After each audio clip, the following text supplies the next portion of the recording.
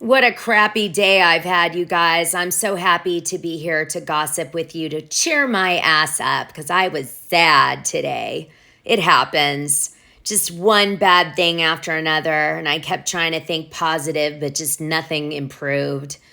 So hopefully tomorrow will be a better day. But the good news is I finally know who Tom Schwartz is dating. My prayers were answered. We found out who Tom Schwartz's girlfriend is. Yay! It's Sophia Scoro, just announced, I think like 20 minutes ago. And there was a TikTok video about her dancing with him going around. I'll play it. So here's what we know. She's a self-described Nepo baby whose father, Carpet Carl Scoro, owns Marion's Carpet and Flooring Warehouses and she moved to the overpopulated California city in 2022, whatever that means. She's an Oregon native and she's employed as an associate media planner for the Publicis Group's agency Zenith. Here she is. She's like 22 years old. I sense a new cast member coming on. By now, you guys have heard that Rachel Leviss has sued Tom Sandoval and Ariana Madix for revenge porn and distributing it and trauma and all this stuff, right? But there was something that really shocked me in the lawsuit, and I want to read it to you. But before I do, let me play this quick clip for you. So sick that they're using Graham as a part of the storyline and to further this villain narrative of that you mine. dumped your dog off. Yes. Did anyone advocate for you to have like a mental health advocate on set or someone to protect you, or? That was taken away from me. Do you hold the cast responsible, or do you think they're just doing their jobs to make money? That's a really good question. All right, you guys. So check out this part of the lawsuit. This was quite shocking to me. Number 21, although purportedly secret, the affair was in fact well known to many cast members and suspected by Leviss and Sandoval were not particularly discreet. Leviss is informed and believes, and on such information, a belief alleges that Madix knew about it as early as the fall of 2022. Indeed, in December of 2022, Madix scolded Leviss and Sandoval for being handsy in public, admonishing them to save the story for season 11. Huh?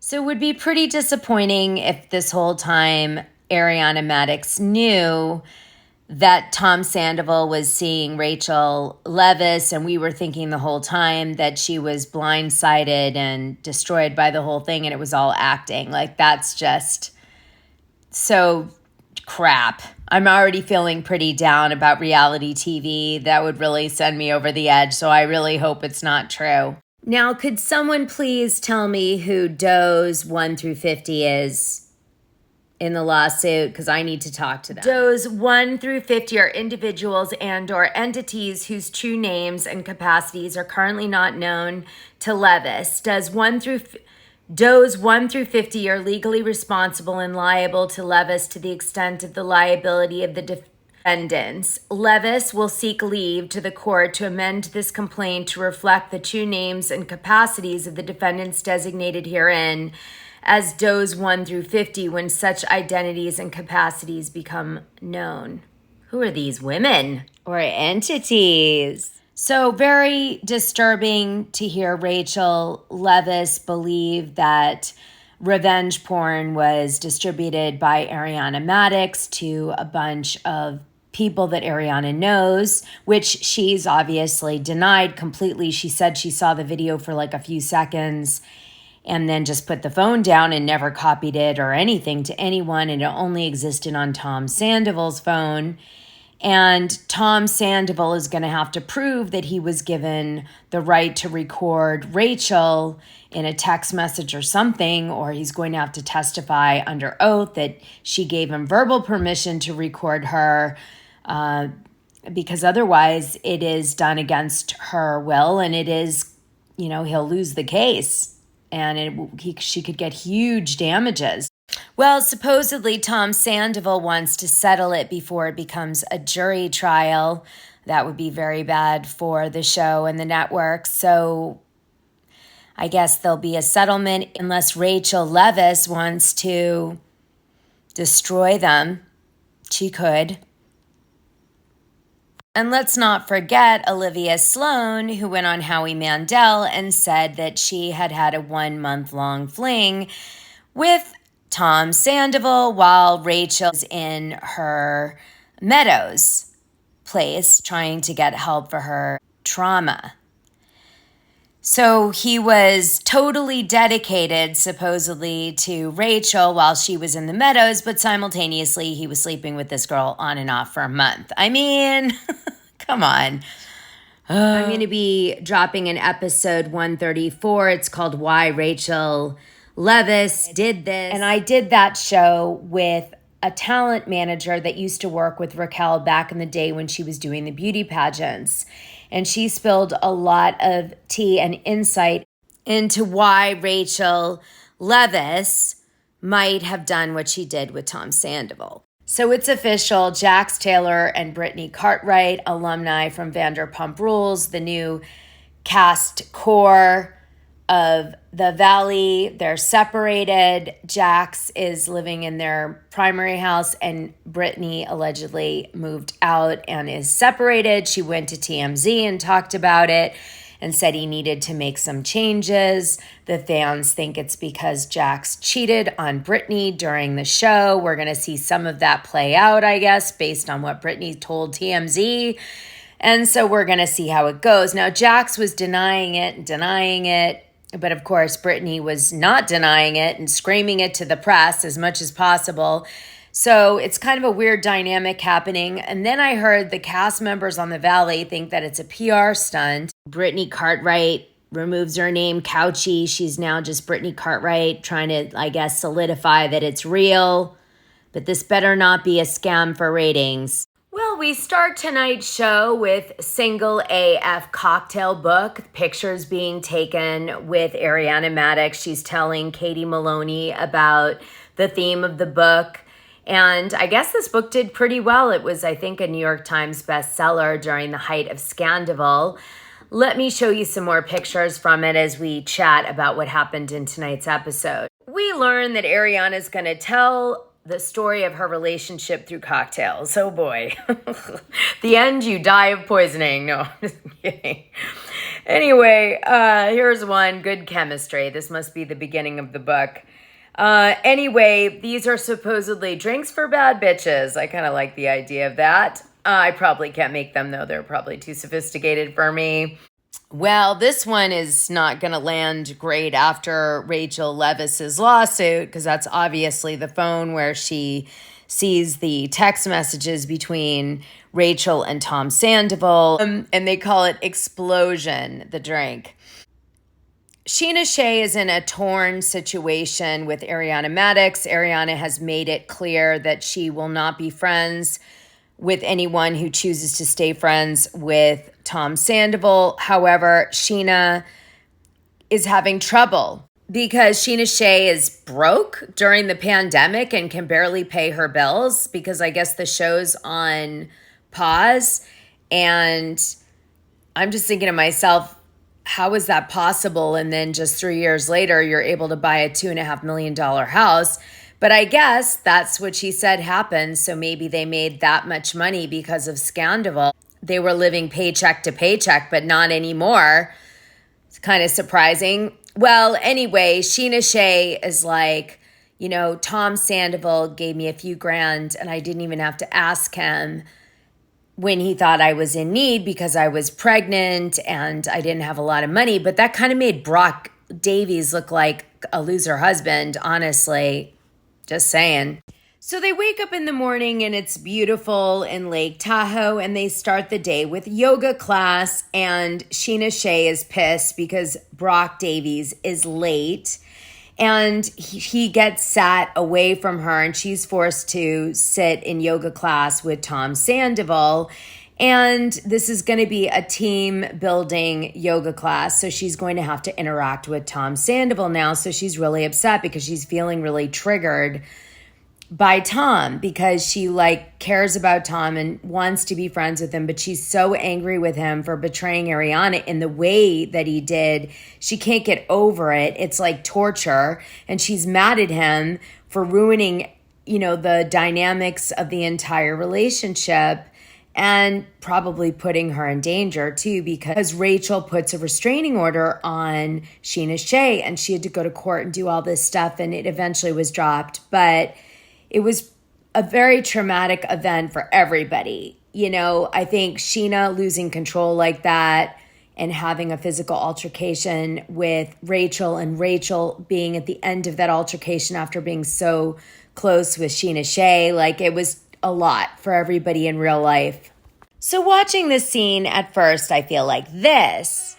But then, like, Sheena Shea's crying, Tom Sandoval's crying. They're all crying because they're being asked to imagine that this is the last time that they'll ever see each other, and this could be it, and to have all those memories. We also see all of these really like awful montages of like the worst and best moments in everybody's friendships. It's a lot.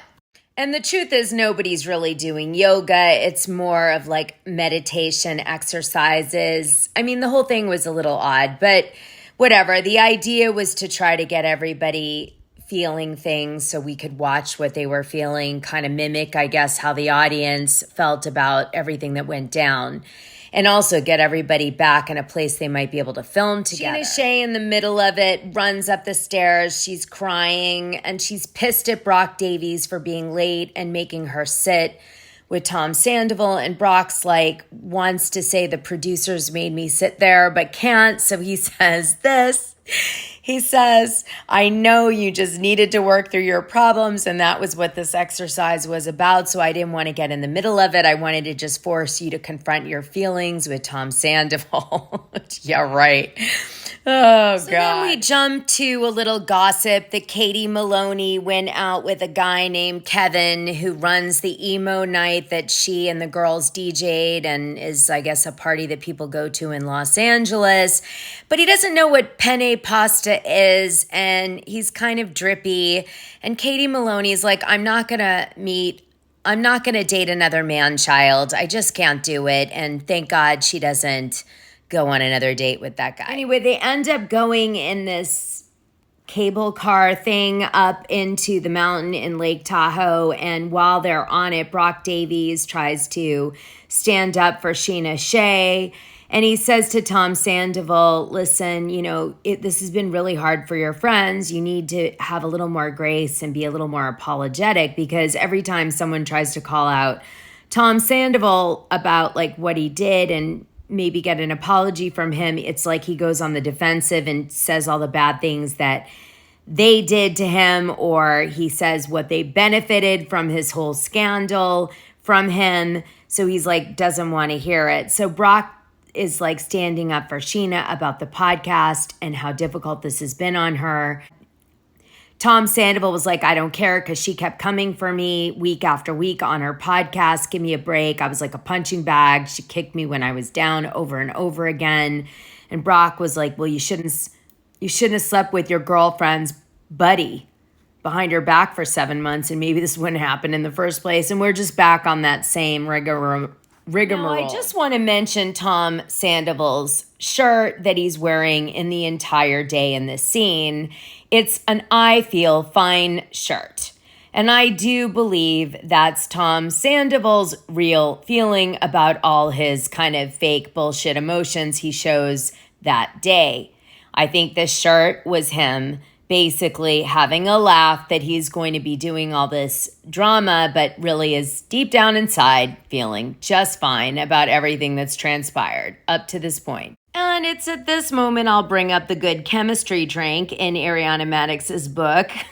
It's spicy. I was trucking along in this episode, but then I noticed something on Brock Davies' neck, and it really gave me the heebie-jeebies. I'm sure it's some spiritual thing, but it freaked me out, and I couldn't stop staring at it or thinking about it for the whole rest of the show. Let me share it with you.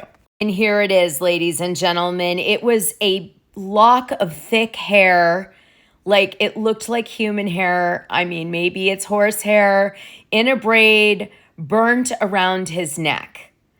Okay? Oh my God. What in the hell is this? And why is this man wearing this on his neck? So the truth always comes out, and they get to the top of the mountain, and Brock Davies drops a bomb on Tom Sandoval. He's like, I know you were the one who leaked a story that I fooled around with Rachel Leviss to the press, because Sheena Shea's publicist, our team, reached out to the writer of that story to find out where the hell they got that information to write it. And they said that it was leaked by Tom Sandoval's team, which is you, brother. How dare you put that out in the press to make me look bad, deflect off you, and possibly hurt Sheena Shea.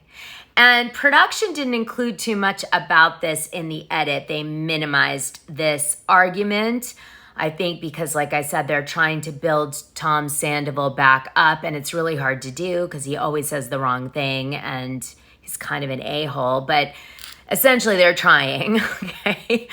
And so what happens is that, the fight fizzles out, and Brock goes and says, I'll forgive you. And it ends really abruptly. And Tom's like, that never happened. And it just goes away. But it's really strange how it all goes down. Now, I believe Brock because I think Rachel Leviss would have mentioned it in the lawsuit if it had really happened, that she fooled around with Brock, because she probably would have said, and, other cast members took advantage of me and put me in awful situations and this and that. But she doesn't say that, so I do think Brock's telling the truth. So Lala Kent announced yesterday that she was pregnant with her second child. There's her baby with Randall in the picture. She's so pretty.